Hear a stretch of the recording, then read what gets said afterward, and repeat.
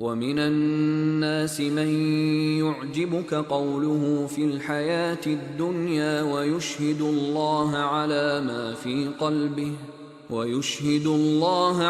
ما في قلبه وهو ألد الخصام وإذا تولى سعى في الأرض ليفسد فيها ويهلك الحرث والنسل والله لا يحب الفساد وإذا قيل له اتق الله أخذته العزة بالإثم فحسبه جهنم ولبئس المهاد ومن الناس من يشري نفسه ابتغاء مرضات الله والله رؤوف بالعباد. السلام عليكم ورحمة الله وبركاته.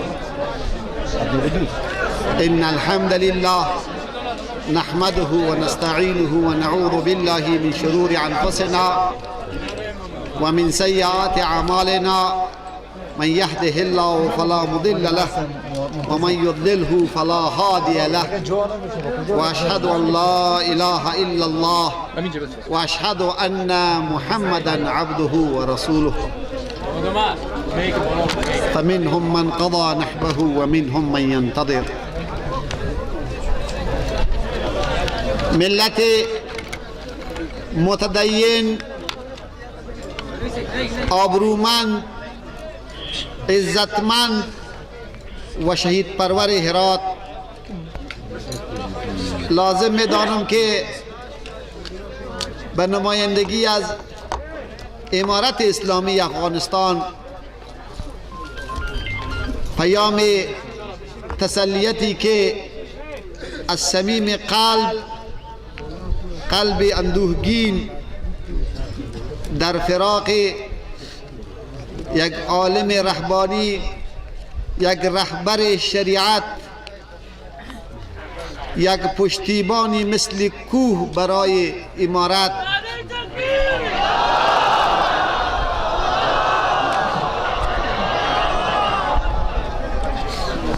یک عالم آگاه، یک مرد نترس، کسی که میدان منبر او به بارها مثل میدان سنگر جهاد گرم بود.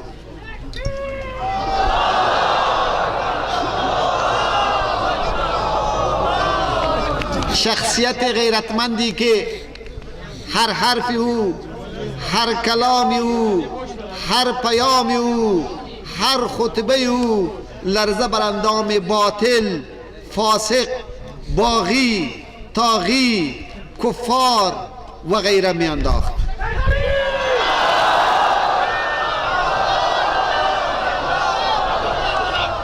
واقعیت زبان ما از پیام تسلیت برای خانواده این شخصیت محترم، مریدانشان، اقوامشان، دوستدارانشان، ملت عزتمند هرات، دولت اسلامی افغانستان در رأس زعیم و رهبر ما امیر المؤمنین حفظه الله تعالی عاجز است. برای همه شما پیام تسلیت میگم، برای همه ما و شما الله جل جلاله صبر جزیل نصیب بفرماید. کسانی که در ظاهر و در عالم اسباب جناب شیخ صاحب رحمت الله تعالی علیه را شهید فرمودند و شاید حالا بعضی از شرابی ها و بعضی از فساق و کفار و کسانی که میخواهند نظام غربی و کفری در سرزمین افغانستان حاکم شود خوشحالی کنند که ما یک شخصیت و یک رهبر را شهید کردیم. اما ای را بدانند که شیخ مجیب الرحمن انصاری یک فرد نبود، او یک فکر بود، او یک عقیده بود، او یک سیره و یک روش بود که از سیدنا ابوبکر گرفته تا خواجه انصار رحمت الله تعالی علیه و تا منبر ویلی کازرگاه او روشن است و الی یوم القیامت ادامه خواهد داشت.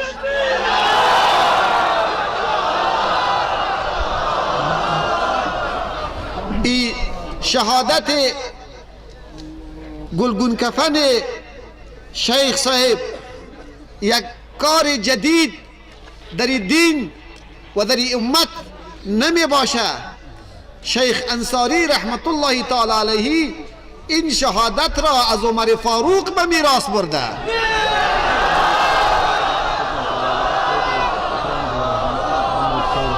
شیخ انصاری رحمت الله تعالی علیه این شهادت را از عثمان ذوالنورین و حیدر کرار به میراث برده.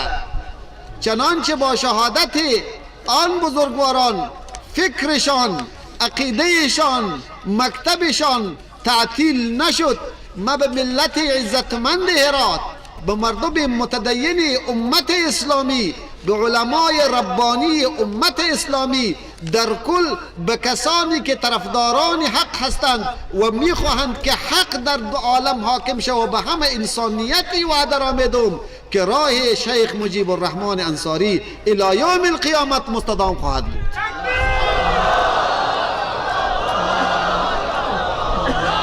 خون علمای ما که الله جل جلاله این خون ما را در راه دین خود قبول بگردانه، خون علمای ربانی ما او غذا و آب و روحی امت است. شما خواهد دید که خون شیخ مجیب الرحمن انصاری چه انقلاب ها وجود خواهد آورد.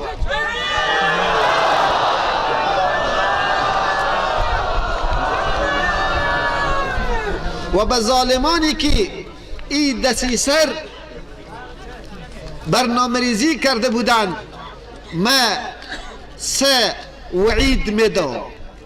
اولین که در گوشه گوشه دنیا از دست عساکر امت مسلمه هرگز خلاصی نخواهد یافت و باذن الله جل جلاله در هر گوشه دنیا که باشی به سزای عمل خود خواهی رسید.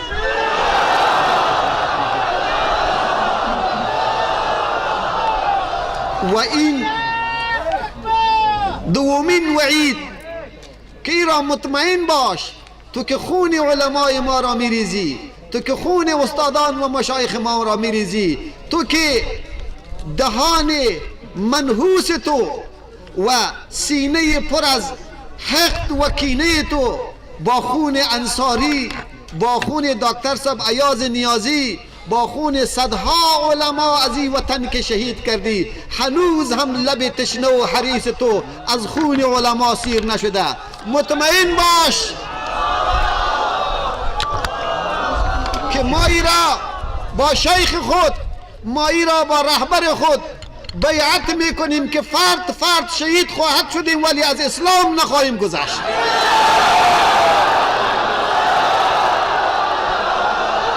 اگر فرد ما را به توپ بسته کنی و بگویی از اسلام معتدل، از شریعت بگذاری، به خدا اگر بگذاری.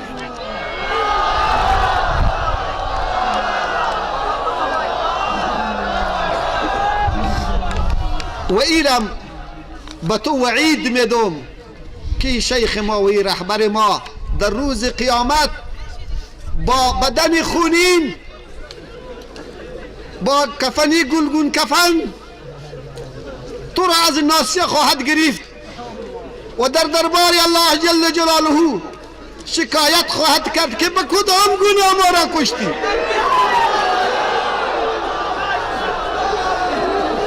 اینقدر اختطافچی، اینقدر رشوتخور، اینقدر مختلس، اینقدر شرابخور، اینقدر ظالم تو ندیدی که تو خطیب مسجد ما را، که تو امام ما را، تو یک ملت را، تو یک امت را به غم می نشانی.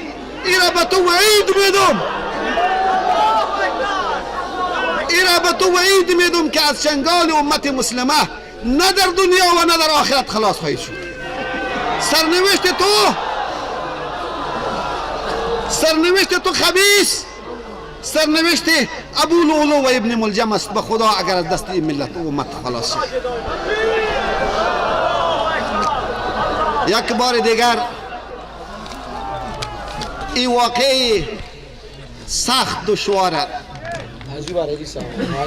و عزیزانی که امروز در فراق یک شخصیت نشستند که به خدا قسم اگر آدم میفهمه که به کدام الفاظ بیان کنه، به همه شما، به همه جمع حاضر، به همه علمای ربانی، مصنفین، محققین، طلاب علم، عباد، زهاد، صوفیه کرام، اهل تبلیغ و دعوت، به همه مجاهدین، به همه امت مسلمه، به همه امت مسلمه و ملت افغانستان تسلیت بگم. الله جل جلاله روحشان را به همراه شهدای بدر و احد و حنین حشر بگردانه. جزاكم الله. السلام عليكم ورحمة الله وبركاته. أعوذ بالله من الشيطان الرجيم. بسم الله الرحمن الرحيم. ولا تحسبن الذين قتلوا في سبيل الله أمواتا بل أحياء عند ربهم يرزقون. صدق الله العظيم. مزار این محفل غریب و نشسته در غم به همه شما السلام علیکم و رحمت الله و برکاته. من خیلی چیزها در دل دارم، وقت یاری نمی کند و چیزهایی که مهم بود جناب والی صاحب و جناب مفتی صاحب گفتن. این درد انفرادی نیست، این درد یک ملت است.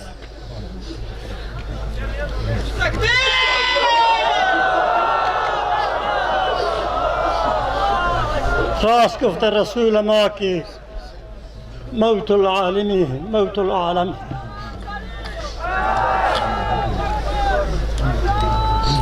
رحلت جانگداز برادر ارجمند ما که شما دوستا در جریان هستیم که سمت استازی و شاگردی در بین ما بود.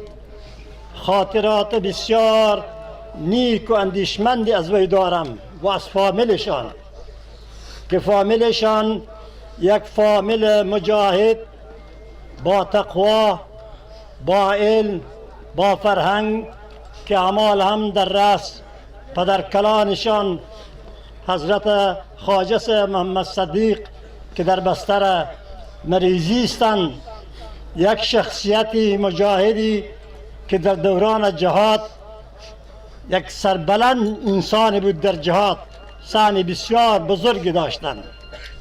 من نمیتونم که حالا اوصاف این عالم ربانی را به دقایق کوتاه بیان کنم.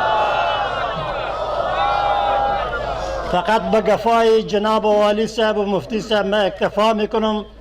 یک چیز میگم، یک فرمان خداوند در فرمانی که خانم الله میگه ولا تحسبن الذين قتلوا في سبيل الله اموات.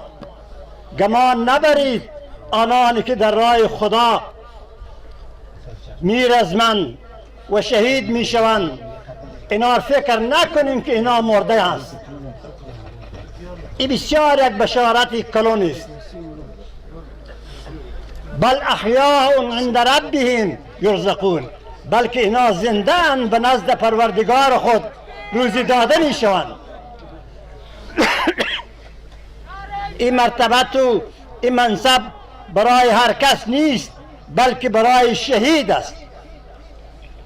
و فرمان دیگر الله که برمیگرده در رأس به فامیل مبارک انصاری ها این است که فرمان خداست و به همه ما و شما و به هر مسلمانی خصوصا به علما که وبشر الصابرین الذین اذا اصابتهم مصیبه قالوا انا لله و انا الیه راجعون.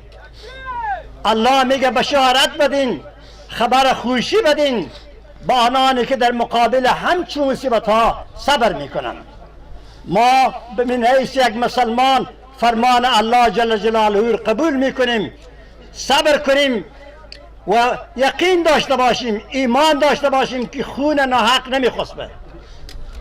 یک جمله شرعی هم است و تجربی هم هست که در تجربه ثابت شده که خون ناحق نمیخسبه.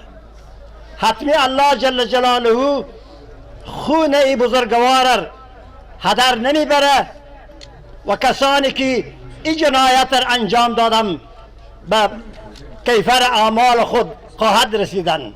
که ما نه تنها این عالم بزرگ و چندین تن از شاگردان مخلصشان برادران عزیز ما هم در این قطار شهید دادیم. الله جل جلاله برای همه ما و شما صبر جزیل عنایت بفرماید. الله جل جلاله خصوصا به فامیل بزرگوارشان صبری کامل عنایت فرماید و الله جل جلاله روی آنها را که به علما مخالفت میکنن، ما طی این هفته چندین تن از علمای خبیر و بصیر از دست میدیم. نمیفهمم که جرم علما چیست که یکی بعد دیگری شهید میشن. چه جرم دارن عالم؟ و ما نقم منهم الا ان یؤمنوا بالله العزیز الحمید. علما بغیر از که در منبرن طول عمر خود در جهاد سفری کردن. عالمی که به اصطلاح دست راست و چپ خود شناختن او در قال الله و قال رسول زندگی کرده، از این جهاد بزرگتر نیست. خصوصا علمای منبر الله جل جلاله و بر احسانه به لطف و کرم خود این مشکلات را از افغانستان ما دور بگرداند، در بین ملت مسلمان ما یک وحدت و اتحاد بیارن. کسانی که دست مغرض دارن، دست تفرقه دارن که امت واحده این امت مسلمه را متفرق سازن، خداوند به قدرت خود دستایشان را کوتاه بگرداند. ان الله مع الذین اتقوا والذین هم محسنون. بسم الله الرحمن الرحیم. الحمد لله رب العالمين والصلاة والسلام على قائد المجاهدين محمد وعلى آله وأصحابه أجمعين. اما بعد،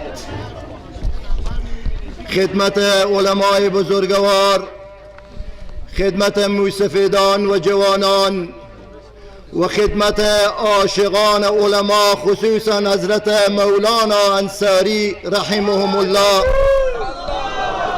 السلام علیکم و رحمت الله و برکاته.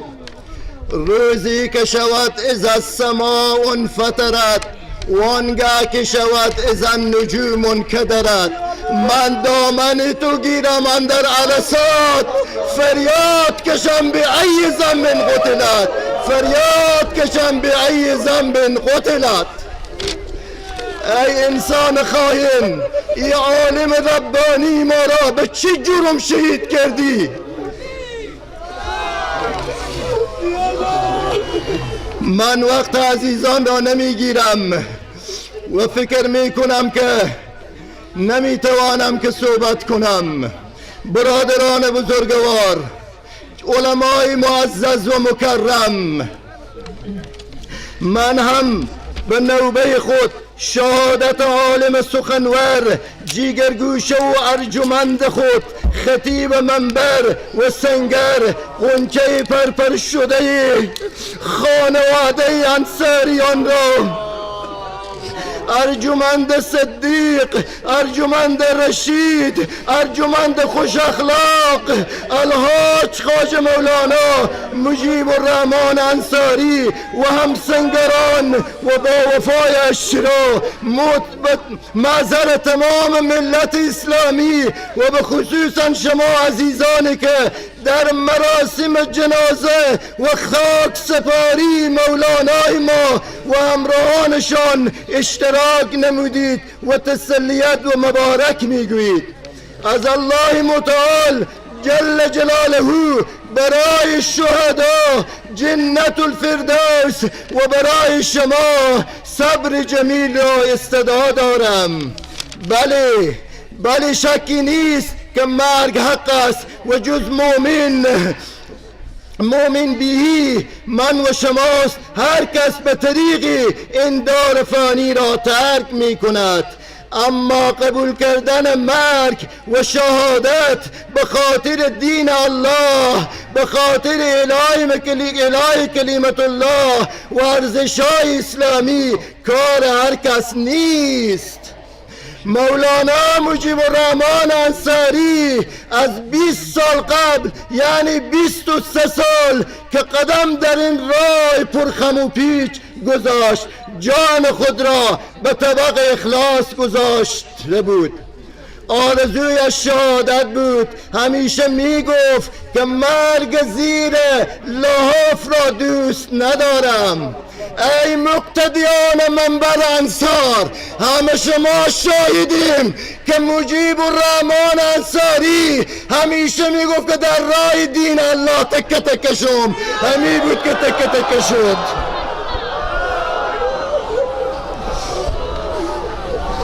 به 23 سال مولانا انصاری راه شهادت را انتخاب کرد.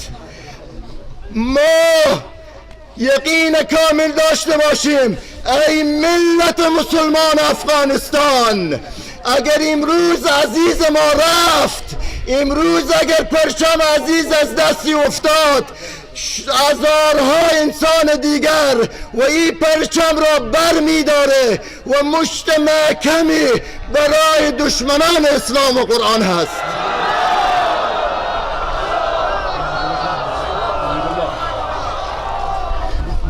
چراغ دعوت و حقانیت هیچگاه خاموش نمی شود.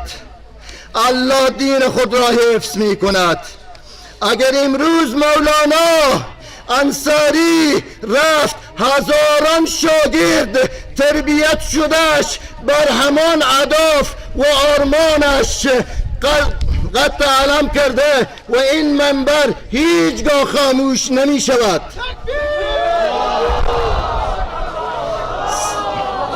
سنگردارانش همچو اسوه‌ای خود در مسیر دین الله تکه تکه و پارچه پارچه نشوند، رها نمی کنند.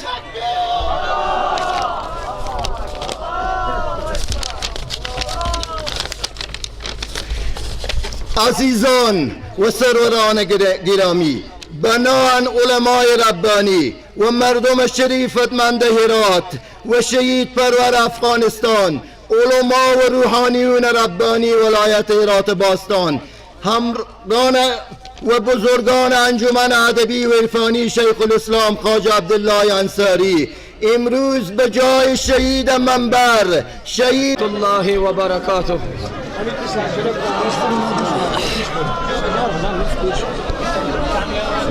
بسم الله الرحمن الرحیم. كل من عليها فان ويبقى وجه ربك ذو الجلال والإكرام. صدق الله العظیم. بگذار تا بگریم چون ابر در بهاران، بگذار تا بگریم چون ابر در بهاران، که سنگ ناله خیزد روزی وداع یاران. هرگز نمیردن که دلش زنده شد به عشق، هرگز نمیردن که دلش زنده شد به عشق. ثبت است بر جریده عالم دوام ما. به اجازه جناب محترم و عالی قدر شیخ الاسلام صاحب حفظه الله تعالی، پدر معنوی و استاذ العلماء، به اجازه تمام علمای اعلام، مجاهدین کرام، قبل از این که چند کلمه اگر بتوانم بگویم، این را میخواهم بگویم که نشستن به جای شهید مولانا انصاری رحمه الله خیلی سخته. قرار گرفتن به جای مولانا انصاری دل مهربانی میخواهد که من ندارم، اخلاق نیکویی میخواهد که من ندارم، صبر و حوصله میخواهد که من ندارم. میخواهد که من ندارم، توانایی میخواهد که من ندارم.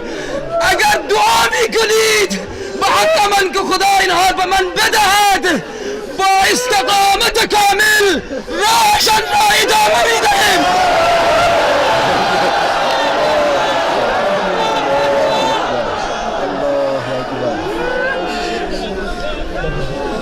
شهید مولانا انصاری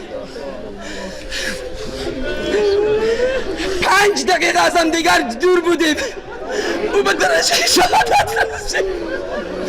برای من گفتن تو از اون دروازه برو، امر کردن، تاکید کردن، دستور دادن. خودم حیران ماندم که چرا با هم دیگر طرف نماز نرویم؟ برو فلانی از اون دروازه، من از این دروازه میرم. 5 دقیقه از هم دیگر دور بودیم. چرا نصیب من نشد شهادت؟ چون شهادت هنر مردان خدا هست. شهادت بارانی نیست که بر سر هر کس بریزد. بنان شهادت شهدا را برای خودشان مبارک میگوییم و برای تمام امت اسلامی، برای شما ملت مجاهد خیز، برای شما ملت شهر خون و قیام تسلیت میگیم. برای هر کدام ما تسلیت هست، برای خود شهدا مبارک هست. خوشا به حالشان. مولانا انصاری به زبان من نمی آید، اما نصیب و قسمت بوده. الحکم لله، راضیم به رضای الله.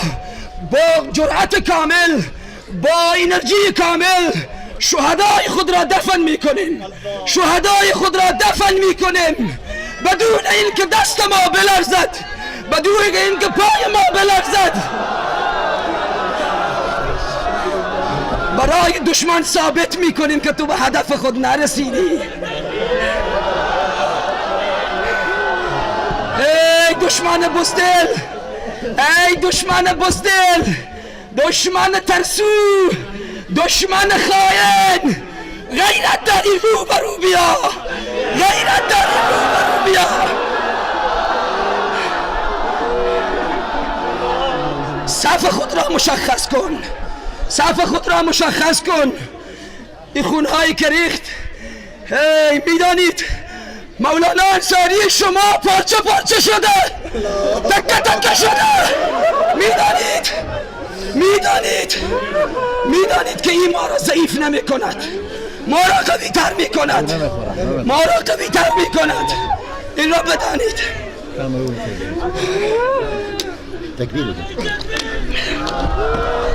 تکبیر بلند.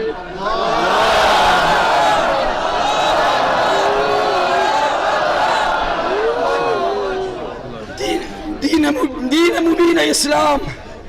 دو کلمه دیگه میگم، صحبتار بگذارین در آینده تا لحظه که پر نشم راه مولانا ترک نمی کنم.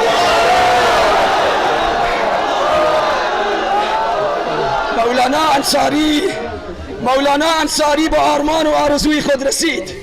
23 سال هست مبارزه می کند.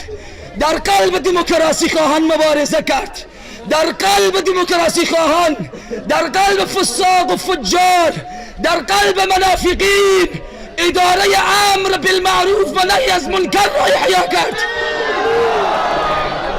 بدون ترس و هراس.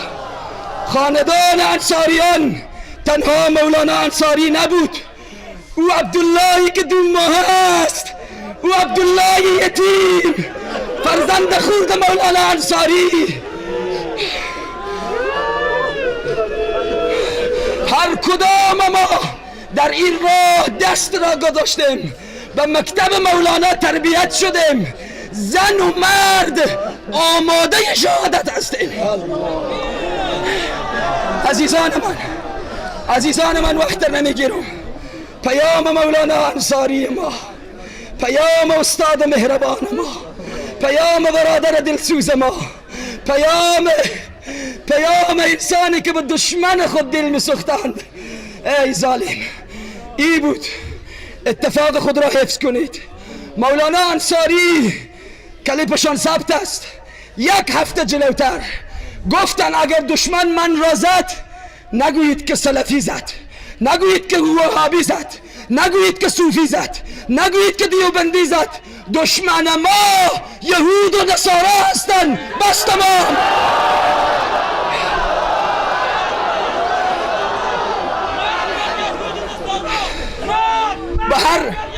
به هر لباسی که مایه باشه، به هر لباسی که مایه بیایه، دشمن ما یهود و نصارا هست. مولانا انصاری دیگه صحبتار میگذاره و فردا و در آینده ها من نمیتونم از شما تشکری کنم.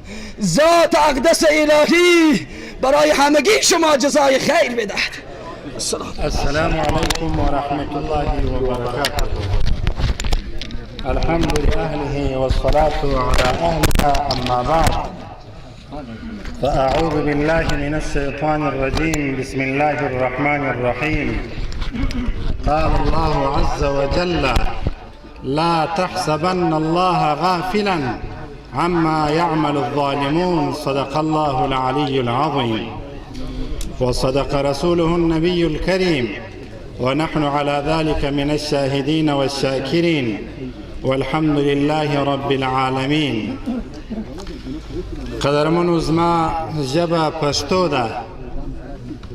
زه هم په هغه دردېدلي او کړېدلي زړه او په وچه خوله خبره کول غواړم، لکه ستاسو د دې مبارک ښار د دې مبارک ولایت والی اسلام جار حفظه الله تعالی څنګه خبره وکړله. زما سره هم خبرې ډېرې سته، خو زړه ژاړي، سترګې اوښکې تویي. د افغانستان فضا غم اخیستې ده او د قندهار څخه راشروع آن د جنوبي غرب د حوزې په نمایندګي دوی خبرې واوري قدرمنو، او د زړه په غوږو یې واوري. که څوک په پښتو پوهیږي: صد سلام یا حفیده ابي ایوب الانصاري. صد سلام یا حفیده ابي ایوب الانصاري. شیخ مجیب الرحمن الانصاري، شیخ فضل الرحمن الانصاري او همدده کورنۍ ته صد سلام. زموږ ملګري، زموږ رفقا، زموږ اصدقا، زموږ د زړه ټوټې، زموږ د سترګو تور همدا خلک دي. موږ ورباندې ویاړو.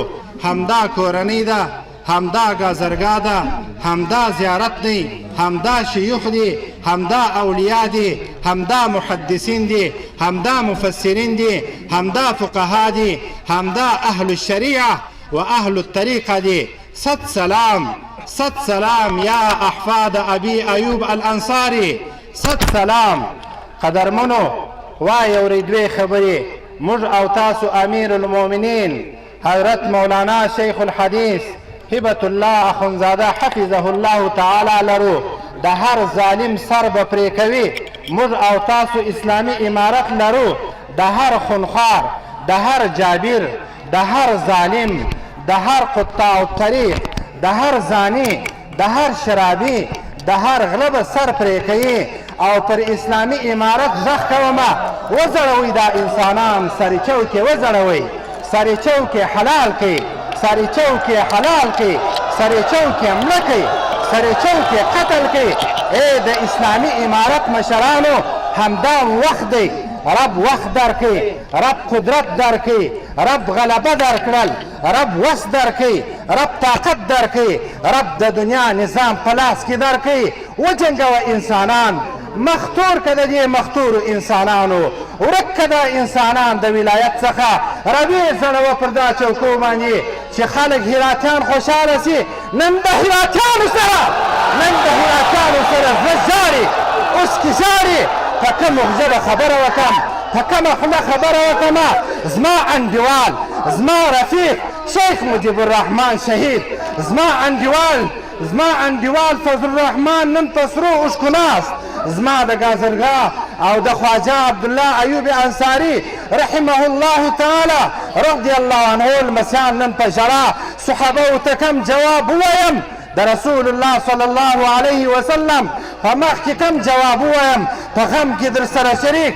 وای اورئ د هرات خلکو، مردم قنداریا شانه به شانه قطع مردم هراتیا استاد هستند استاد هستند فراق نیست تفریقه نیست از قندهار تا هرات ما مردم یکجا هستیم موږ ټول سره یو موټی یو اتحاد یو اتفاق د اسلامي امارت د حضرت زعیم حفظه الله تعالی سره مجلسونه زموږ مدرسې ته راغلي همدا اواز مو کړی چې ستا سره پر حق باندې بیعت پر باطل بیعت نه در سره کوو باطل ختم کا باطل دړې وړې کا باطل در بدره کا باطل ټوک کا پسې وایخه د افغانستان کنار د افغانستان کنج د افغانستان ګوشه د باطل څخه پاکه که زه په سر در سره ولاړ زما شاګردان در سره ولاړ زما کورنۍ در سره ولاړه ولایات و مردم انسانان در سره ولاړ